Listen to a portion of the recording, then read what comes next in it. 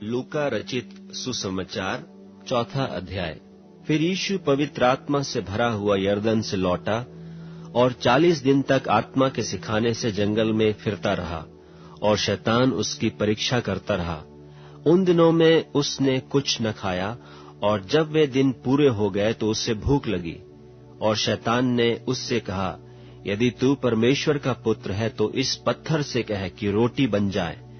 यीशु ने उसे उत्तर दिया कि लिखा है, मनुष्य केवल रोटी से जीवित न रहेगा। तब शैतान उसे ले गया और उसको पल भर में जगत के सारे राज्य दिखाए और उससे कहा, मैं यह सब अधिकार और इनका विभव तुझे दूंगा, क्योंकि वह मुझे सौंपा गया है और जिसे चाहता हूं उसी को दे देता हूं। इसलिए यदि तू मुझे प्रणाम करे तो यह सब तेरा हो जाएगा। यीशु ने उसे उत्तर दिया, लिखा है कि तू प्रभु अपने परमेश्वर को प्रणाम कर और केवल उसी की उपासना कर। तब उसने उसे यरूशलेम में ले जाकर मंदिर के कंगूरे पर खड़ा किया और उससे कहा, यदि तू परमेश्वर का पुत्र है तो अपने आप को यहाँ से नीचे गिरा दे, क्योंकि लिखा है कि वह तेरे विषय में अपने स्वर्गदूतों को आज्ञा देगा कि वे तेरी रक्षा करें और वे तुझे हाथों हाथ उठा लेंगे, ऐसा न हो कि तेरे पांवों में पत्थर से ठेस लगे। यीशु ने उसको उत्तर दिया, यह भी कहा गया है कि तू प्रभु अपने परमेश्वर की परीक्षा न करना। तब शैतान सब परीक्षा कर चुका, तब कुछ समय के लिए उसके पास से चला गया। फिर यीशु आत्मा की सामर्थ से भरा हुआ गलील को लौटा और उसकी चर्चा आसपास के सारे देश में फैल गई और वह उनकी आराधनालयों में उपदेश करता रहा और सब उसकी बड़ाई करते थे। और वह नासरत में आया जहां पाला पोसा गया था और अपनी रीति के अनुसार सब्त के दिन आराधनालय में जाकर पढ़ने के लिए खड़ा हुआ। यशायाह भविष्यद्वक्ता की पुस्तक उसे दी गई और उसने पुस्तक खोलकर वह जगह निकाली जहां यह लिखा था कि प्रभु का आत्मा मुझ पर है, इसलिए कि उसने कंगालों को सुसमाचार सुनाने के लिए मेरा अभिषेक किया है और मुझे इसलिए भेजा है कि बंधुओं को छुटकारे का और अंधों को दृष्टि पाने का सुसमाचार प्रचार करूं और कुचले हुओं को छुड़ाऊं और प्रभु के प्रसन्न रहने के वर्ष का प्रचार करूं। तब उसने पुस्तक बंद करके सेवक के हाथ में दे दी और बैठ गया और आराधनालय के सब लोगों की आंख उस पर लगी थी। तब वह उनसे कहने लगा कि आज ही यह लेख तुम्हारे सामने पूरा हुआ है।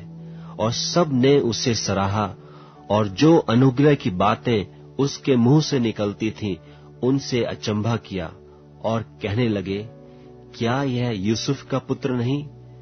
उसने उससे कहा, तुम मुझ पर यह कहावत अवश्य कहोगे कि हे वैद्य, अपने आप को अच्छा कर। जो कुछ हमने सुना है कि कफरनहूम में किया गया है, उसे यहाँ अपने देश में भी कर।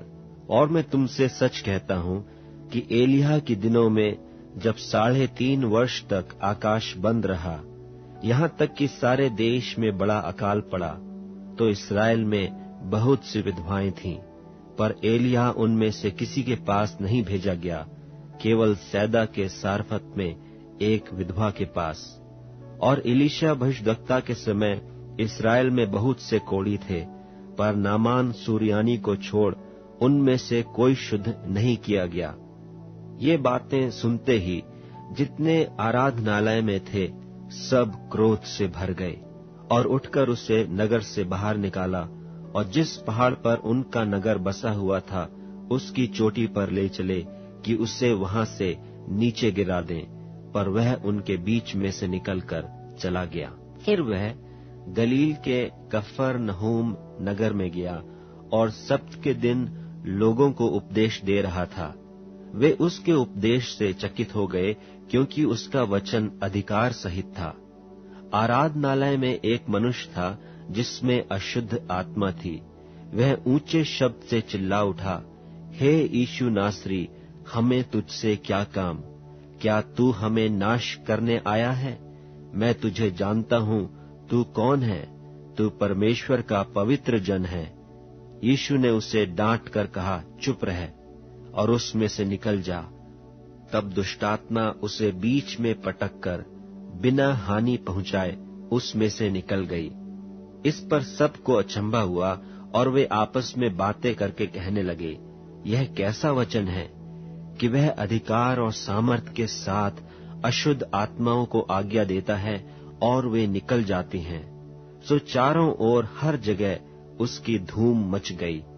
वह आराधनालय में से उठकर शमौन के घर में गया, और शमौन की सास को ज्वर चढ़ा हुआ था, और उन्होंने उसके लिए उससे विनती की। उसने उसके निकट खड़े होकर ज्वर को डांटा, और वह उस पर से उतर गया, और वह तुरंत उठकर उनकी सेवा टहल करने लगी। सूरज डूबते समय जिन जिन के यहाँ लोग नाना प्रकार की बीमारियों में पड़े हुए थे, वे सब उन्हें उसके पास ले आए, और उसने एक एक पर हाथ रखकर उन्हें चंगा किया। और दुष्टात्मा भी चिल्लाती और यह कहती हुई कि तू परमेश्वर का पुत्र है, बहुतों में से निकल गई। पर वह उन्हें डांटता और बोलने नहीं देता था, क्योंकि वे जानते थे कि यह मसीह है। जब दिन हुआ तो वह निकलकर एक जंगली जगह में गया, और भीड़ की भीड़ उसे ढूंढती हुई उसके पास आई और उसे रोकने लगी कि हमारे पास से न जा। परंतु उसने उनसे कहा, मुझे अन्य नगर में भी परमेश्वर के राज्य का सुसमाचार सुनाना आवश्यक है, क्योंकि मैं इसी उद्देश्य से भेजा गया हूँ। और वो यहूदा और आराधनालयों में प्रचार करता रहा, मैं तुमसे सच सच कहता हूँ कि दास अपने स्वामी से बड़ा नहीं, और न ही भेजा हुआ अपने भेजने वाले से बड़ा होता है।